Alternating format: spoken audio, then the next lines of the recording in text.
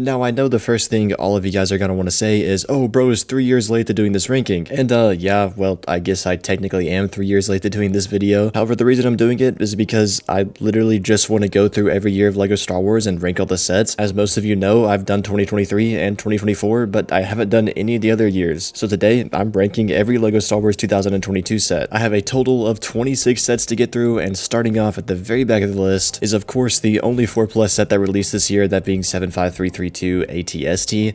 And I really don't have much to say about this one. It's a 4+ set. I don't even buy these. I don't pay any attention to them. I never talk about them on the channel. I know some other YouTubers like to review these sets, but I personally don't care about them. So for me, it's a no-brainer that this would be at the back of the list. Anyways, though, up next at the 25th spot, I have 75321, the Razor Crest Microfighter. And in my opinion, this is unfortunately one of the weakest microfighters LEGO has made. And the reason I say that is just because the build is pretty ugly. I mean, obviously, microfighter builds are just dumbed down miniature versions of their ships. However, I personally just think this one is a lot uglier than the other ones. The only highlight is literally just Mando himself. Anyways, though, up next at the number 24 spot, I have a helmet set, or what's kind of a helmet set, that being 75343 Dark Trooper helmet. And the reason I say kind of a helmet set is because, as you guys know, this is a droid head and not an actual helmet. And the reason I'm pointing this out is because at the time of the set's release, this was pretty controversial, and that's because a few years earlier, when the helmet line initially came out, LEGO said that they were specifically only gonna make helmets and not droid heads. So no battle droids, no C-3PO, no anything like that. But then when this set came out, they completely went against that and they made a droid head because the Dark Troopers are droids in The Mandalorian. And to be honest, I personally don't really care about this at all. I'm just pointing it out because at the time of the set's release, it did spark a lot of discussion. But the reason I have it towards the back of the list has nothing to do with that. It's just because the set is not good. First of all, there's some pretty fragile areas. There's a lot of loose pieces around the chin and neck area that tend to fall off very easily when you handle it. There's also a ton of stickers on this thing, and not to mention there is an excessive amount of exposed studs on the head and forehead. I might be the only person that notices this or cares about it, but to me at least, when I look at this set, the only thing I notice are the amount of exposed studs. It's such a wild contrast with all the exposed studs at the top and then all the smooth tiles at the bottom. It just throws off the whole look for me. And a lot of people, myself included, consider this to be one of the worst, if not the worst helmet set LEGO has made. Well, I guess if you want to call it a helmet set. Moving on to the 23rd spot, I have another set that revolves around Dark Troopers, and some of you guys might get offended that I have this set so far towards the back of the list, but it's 75324 Dark Trooper Attack. And I know when this set was in production, it was extremely popular. So many people are buying this, and there are some cool things about this set. It's nice to get a Mandalorian version of Luke Skywalker. It's also nice to get the Dark Trooper minifigures, and not to mention the quantity of minifigures in this set, that being 4, was pretty nice for $35. But other than that stuff, the build itself just never really appealed to me that much. There's some decent functionalities here and there, like the door being able to spin and then some features in the floor, but overall the build itself is just kind of bland to me, so that's why I have it towards the back. Anyways, though, up next at the 22nd spot, I have a set that's definitely not great. However, I do think it got too much hate when it came out, and that's 75334 Obi-Wan Kenobi versus Darth Vader. And like I said, when the set came out, it got a lot of hate because it's essentially just a $50 gray slab. However, I do think it does have some stuff going for it. There's a lot of cool play features mixed into the build. There's also some builds off to the side, like the rockwork and the container that holds the lava. Those things kind of add to it and make it not completely a gray slab, but like at the same time, it is still a gray slab, so that's why it's at the back. The minifigure lineup is cool though. It was the first arm-printed Darth Vader that we had ever gotten. And then you also had that yellow loader droid that looks pretty cool and unique. And while I don't think this set is as bad as people say it is, it's still not the greatest. Up next at the 21st spot, I have 75326 Boba Fett's Throne Room, and most of you guys would probably put this set a little bit higher, and albeit it's definitely not downright trash, the minifigure lineup is really good. I love all the unique aliens and the unique characters that we don't usually get in other sets, and the build is decent too. However, one, it was overpriced at $100, which caused a lot of people to just not buy this thing. When you went into your Walmarts or Targets, this set was always on sale. However, the main problem I had with it is just the design choice they went with for Jabba's palace. I wish they made it like the older one where it's a bit taller and resembles Jabba's palace a bit better, but instead they went for this flat, elongated design that I just don't think works very well. And now making our way to the top 20, at the 20th spot, I have 75323 The Justifier. When this set first came out, it was getting a lot of backlash, mainly for its price point at $170, but as time has gone on since its release, I've definitely seen more and more people saying they like this set, which is valid. I mean, the ship does have a pretty interesting design, I guess, but I personally think that it's just kind of bland. And also, like I said, when it came out, people were hitting on the price point. 170 was a bit too high for this thing, but I mean, other than that, I don't really have much to say about this this thing, it's always just kind of been take it or leave it for me. I know a lot of people don't like it, I know some people do like it, but I'm putting it at the 20th spot. Anyways though, up next at the number 19th spot, I have a diorama set, that being 75329 Death Star Trench Run diorama, and this is definitely one of the weaker diorama sets LEGO has made, but that's mainly just because it's a miniature set and doesn't have any minifigures. I think the idea for this set is great, LEGO just didn't execute it in the best way possible. My main problem with it is that it's a bit crammed looking. Everything, like all the detail on the ground and the wall and then all the ships, is just too compact and close together. It just simply looks very crowded to me, but other than that, it's a decent set. Up next at the 18th spot, I have 75328 the Mandalorian helmet. I don't have a whole lot to say about this. It definitely looks solid, especially for a helmet set. However, like many other people, I wish they used more of those silver pieces because it's kind of like half gray, half silver. This definitely isn't very noticeable to your average LEGO collector, but when you look at it closely, it is pretty easy to notice. But other than that, again, I don't have much to say about this. It looks solid for the most part. Anyways though, up next at the 16th spot, I have one of the only sets on this list that actually hasn't retired yet, and one that is extremely popular, that being 75333 Obi-Wan Kenobi's Jedi Starfighter. And we're now at the point of the list where most of the sets from here on out are good, and this Obi-Wan Jedi Starfighter is overall a good set. However, I know most of you guys would probably put it higher, and the reason I didn't is because I don't like how tall the set is, especially that big bulge that's right in front of the cockpit. The use for it is that it's actually a little hidden storage area where you can put the droid's body, but for me at least, it just kind of throws off the shaping a little bit. It's not downright terrible, but at some angles, it just looks a bit too tall. Although other than that, the rest of the build looks good, and it has a nice minifigure lineup, especially with that Kaminoan minifigure, the first Kaminoan LEGO ever made. Anyways though, up next at the 16th spot, I have 40558 Clone Trooper Command Station, or the Clone Trooper minifigure pack. And if you remember when this set was in production, there was so many shenanigans surrounding this thing, mainly just due to the fact that it was always sold out everywhere you went. It was extremely hard to get your hands on this, and the main reason for that was that it was a LEGO exclusive, so it was only at LEGO stores or lego.com, which just made this thing unnecessarily hard to get your hands on. And not to mention, the year prior in 2021, we had no sets that included Clone Troopers besides the UCS gunship, which was like $350. So at the time, we were in a bit of a drought for Clone Troopers, and then LEGO comes out with this, which was only $15 for 3 Clone Troopers. So everyone was buying this thing, and it was super hard to get your hands on. But shenanigans aside, the actual set itself is alright. The build is basically nothing. I mean, it's just extra parts to throw in the bin. The real highlight is just the Clone Trooper minifigures. I think they look great. These are without a doubt the best Phase 1 Clone Troopers LEGO has made, and I really wish they would make more of them, especially the other ranked troopers. In this set we get the commander, but I really wish they'd make the sergeant, the captain, and the lieutenant in this style as well. I mean, I've been wanting LEGO to remake those figures in this modern form ever since this set came out. We really just need more Phase 1 Clone Troopers in general, but that's a topic for a different video. But back to this set, it's decent, mainly just because the Clone Troopers, because the builds aren't much. But up next at the 15th spot, I have the other minifigure pack that released in 2022, being 40557 Defense of Hoth. And I know that most of you guys would definitely not put this set over the Clone Trooper Battle Pack. However, I think it's overall a lot better. The Clone Trooper pack obviously had great figures, but the builds really aren't much. But in this one, you get great figures and pretty cool builds. So that's why I put it one spot higher, because I just think it's overall a little bit better. I think the E-Way blasters are awesome. Then you also get that larger cannon build that looks pretty cool. And then the figures are just pretty much perfect. These are without a doubt the best Hoth Rebel Troopers LEGO has made. Again, this set is overall better than the other one because it actually has good builds too, and not just good figures. Anyways though, up next at the 14th spot, I have 75342 Republic Fighter Tank, and the minifigure lineup is pretty much the only reason it made it to the 14th spot, because the build is not great, especially compared to the other Republic Fighter Tanks. I mean, it's not downright terrible, it still kind of resembles the vehicle, but compared to the 2017 and 2008 models, yeah, it's pretty rough. Although, like I said, it has great figures, specifically talking about the Clone Troopers, and that's why I put it at the 14th spot. Their purple color makes them arguably some of the most unique Clone Troopers LEGO has made, and not to mention you also get that arm-printed Mace Windu. Up next at the 13th spot, I have the May 4th promo for 2022, that being 40531 Lars Family Homestead Kitchen. And I don't necessarily have a whole lot to say about this set. It's definitely not much, but for what it's supposed to be, LEGO did a great job on it. It's a fairly niche choice for a set just because it's from a scene from A New Hope that's not that memorable, but again, it just looks good. I think this is how interior sets should be done. There's actually lots of detail, and the figure fits in there very nicely. It's not bland and boring like the Dark Trooper Attack set I talked about earlier. Moving on to the 12th spot, I have another helmet set, that being 75327 Luke Skywalker Red 5 helmet, and this thing is awesome. It's without a doubt the most unique helmet set LEGO has made, and the reason I say that is because it's literally an open helmet and not closed all around like the other ones, and LEGO did a surprisingly good job at pulling this off. The shaping of the actual hat area itself is done very, very well. I also love the technique lighting they use to pull off the little orange visor that comes down, and you even got the chin strap in there. Again, this is one of the most unique helmet sets they've made, and I'd even go so far to say it's pretty underrated too. Anyways though, up next at the 11th spot, I have a set that I used to not like at all. However, since its release, it's definitely grown on me a little bit. That being 75341 Luke Skywalker's Land Speeder. And I used to hate on this set all the time. I used to put it at the back of all the lists I've made. I used to think it was downright trash. And the reason for that was simply just because I didn't think, or actually I still don't think this set should exist. I know that before its release, it was one of the most requested UCS sets for LEGO to make, and I just never thought that was a good idea because I always thought Luke's Land Speeder was just too small of a vehicle to make a UCS set. And then once they did make this set, I still always just kind of thought that there was no reason for this to exist. However, setting that mindset aside, I do have to say they did a pretty good job on it. There's great detail pretty much everywhere on this thing. It looks as good as it needs to. However, despite it looking decent, that still doesn't change my opinion on this set's existence. Anyways though, now making our way into the top 10, I have a set that most of you guys have probably forgotten about, that being 75338 Ambush on Ferrix. And up until just recently, when we found out about the U-Wing coming in May, this was the only Andor set that LEGO ever made. And it's definitely a wonky one, a little ship that's not very recognizable, but I think they did a good job on it. Although the only downside is that this set retailed for $70. However, it does somehow actually have close to 700 pieces at 679. I mean, it's pretty impressive that LEGO was able to fit all those pieces into this little build, but piece count aside, this set just does not look like it's worth $70. It never did look like it was worth $70. I think for the year 2022, 60 would have worked a lot better, and if it was 60, I probably would have put it a little bit higher on the list. Anyways though, up next at the number 9 spot, I have another set that actually hasn't retired yet, that being 75325 The Mandalorian's in-1 Starfighter. And the reason this set hasn't retired yet is because it is extremely popular. This set is selling like crazy, and for good reason. I mean, the Starfighter is pretty much perfect. It's surprisingly detailed and looks very accurate to what we see in The Mandalorian. Although for $60, I do personally wish this set had one more minifigure, maybe a Jawa or something. And this was also before they had an actual mold for the Darksaber, and they were still using just that blank black lightsaber piece that didn't look the greatest. But other than those two things, this is a great set. Up next at the number 8 spot, I have another diorama set, that being 75339 Death Star Trash Compactor diorama. And to this day, I'm still pretty blown away by this set. The detail on the actual build is amazing, from the walls to the floor to all the actual trash in the build. It looks great. They did an amazing job at capturing the scene. And then of course there's a function where the walls can actually close, which is great. The way it works is really cool. However, when you leave the walls closed in, it does look kind of odd because you have the sides exposed like that. So if you're displaying this set, it's definitely better to display it just with the walls completely open, but it's still really cool that they included this feature. Anyways though, making our way to the number 7 spot, we're now getting to the point in the list where we're at the best of the best of sets that released in 2022. And at the number 7 spot, I actually have another diorama set, that being 75330 Dagobah Jedi Training diorama. And oh my gosh, this set is actually gorgeous. Every single inch of this build is extremely detailed. LEGO did a wonderful job on it, and I personally like it a lot just because I had been wanting LEGO to make a highly detailed Yoda's hut that wasn't just a playset like the other ones, and with this set they finally did that and they blew it out of the water. And to this day, it's definitely one of, if not the best diorama LEGO's ever made. Just barely missing the top 5 at the number 6 spot is the only battle pack that released this year, that being 75320 Snow Trooper Battle Pack. And I've always considered this set to be incredible, but over the years it's definitely grown on me more and more. And I kid you not, at this point, I legitimately think this is probably the best LEGO Star Wars battle pack that's ever been made. I know in my ranking every battle pack video I did back in 2023, I didn't put this at number 1, but I'm gonna redo that video at some point, and this set is most likely gonna be at number 1. There's really not a single thing wrong with it. It's a 10 out of 10 battle pack. First of all, the figures, they're all super highly detailed, and I love that Hoth Scout Trooper. And not to mention, it's perfect for army building. 3 identical figures and then one other figure that's not a named character. And then the builds are very, very well made. You have a nice little barricade for one of the troopers, you have the awesome Hoth Speeder, and then you have the EWEV Blaster. Again, this battle pack really has it all. Very high quality builds that look great, as well as high quality minifigures that are great for army building. I truly do think this is a contender for the best battle pack ever made. Anyways though, now actually making our way to the top 5. At the number 5 spot, I have what was by far the most talked about set from 2022, that being 75337 ATTE Walker. And most people, myself included, consider this to be the best ATTE LEGO has made by an absolute long shot. I mean, the build is incredible, it's super detailed, its proportions are very accurate, and it's pretty close to minifigure scale, maybe just slightly under. Although one small complaint I do have with the build is that the cannons on the ball turret snap off very, very easily. After a while, it does just get kind of annoying, but other than that, the build is perfect. And most people would probably put this in the top 3 or even at number 1. And the reason I didn't do that is because of the clone troopers. I know most of you guys probably don't want to hear this and are tired tired of hearing this, but the clone troopers just don't look the greatest in this set besides Commander Cody. This set really marked the downfall of Phase 2 LEGO clone troopers, and what's crazy is that in the same year, just a few months earlier, we got the Republic fighter tank, which I talked about earlier, which had the last good Phase 2 clone troopers, and then a few months later, we got these, and people are always like, oh, the helmet holes aren't that bad, the complaining is unnecessary, but what's also unnecessary was the downgrade, and I mean, to each their own, most people don't care about them, but one thing you literally can't ignore is that LEGO clearly hindered the design of these Phase 2 clone troopers, again, going from the ones in the Republic fighter tank to these. I mean, it's night and day difference how much of a downgrade these are, and that's why I talk about it when I need to, because the change is there. I mean, you can't ignore the obvious change in the downgrade. But enough talk about the clone troopers. The actual build itself was great, and that's what carried it to the top 5, but because of the clone troopers, I'm not putting it any higher. Anyways though, up next at the number 4 spot, I have 75336 Inquisitor Transport Scythe, and as many of us know, Kenobi was definitely not the greatest Star Wars series, but I'm pretty sure we can all agree this set is pretty freaking awesome. The build is very mean and aggressive looking, and I love that about it. It's also very reminiscent of Krennic's Imperial Shuttle, which is one of my favorite sets of all time. It's also got a very roomy interior where you can fit all the minifigures. I mean, this set overall, specifically the ship, is just an absolute banger. Now making our way into the top 3, at the number 3 spot, I have what's definitely a fan favorite from this year, that being 75335 BD1. As of now, this is the only set we've gotten from Jedi Fallen Order, and it looks like it's unfortunately going to stay that way for the foreseeable future. But regardless, this set is perfect. There's nothing wrong with it. The build is extremely accurate and detailed, making it a great display piece, and one thing I really personally like about it is just the colorway. The white and red really pops. There's also a few functionalities here and there, like the head being able to swivel, and also the antennas being able to move back and forth, and the legs being able to slightly move. Again, overall, it's pretty much a perfect set. I have nothing negative to say about this. Anyways though, up next at the number 2 spot, it might be kind of a surprise to some of you guys that I have this set so high up, but that's actually 75322 Hoth ATSD, and I think this set is criminally underrated. Like BD1, I consider this to be a perfect set. It's a 10 out of 10. First of all, the price point is perfect, $50 for 586 pieces, a good build, and 4 minifigures, and the minifigures are very fitting, along with that probe droid, which was a new design at the time, which looks great, and then the build itself is great too, and pretty much 100% accurate. The Hoth ATSD is barely seen in episode 5, and if you look closely, it's definitely different from the normal ATSDs, which makes it really unique to me, and I also just really appreciate that LEGO even made this ATSD in general. I mean, the reason they did it was so you could pair it with the UCS AT-AT that came out the year before, because that's a minifigure scale set, and this is also a minifigure scale set, so they just look really nice together. But LEGO very easily could have just made this another normal ATSD like the one we got back in 2016, because I don't think many people really know there is a difference between the Hoth one and the other one, so LEGO very well could have just made a normal ATSD, but no, they actually gave us a Hoth one that is very accurate and looks great. But now, finally making our way to the number 1 spot, it's of course 75331, the Razor Crest. This was 2022's large $600 UCS set, and I think LEGO blew it out of the water. This thing is an absolute behemoth, it is massive, it is extremely detailed, and the cherry on top is that it is perfectly minifigure scale with a full interior, and minifigure scale UCS sets are always super fun. However, there are 2 minor flaws with this thing. The first is with the minifigure lineup, specifically the Mythrol, and that's simply because they didn't give him a custom molded head, they just printed his scales onto a normal head, which doesn't look the greatest. This figure would have looked a lot better if it just had its own head mold. And then the second is with the ship itself, and that's that with the yellow stripes, some of them are printed and others are stickers, and there is a slight discoloration between the two. One of them is a bit of a darker yellow and the other one is a bit of a lighter yellow, which doesn't perfectly match, and if you look closely, it is pretty noticeable. And while those 2 flaws are definitely not great and worth pointing out, compared to the rest of the set and what the set is supposed to be, they are very, very small and very easy to overlook, because again, it's a behemoth, it's very eye-catching, has an amazing design with lots of detail, and despite those 2 flaws, I still think it's the best set that released in 2022. Anyways guys, that's gonna do it for this video. Let me know what you think about my list down in the comments below. If you're new, please consider subscribing, and if you want to check out more of my videos, you see them on the screen right now.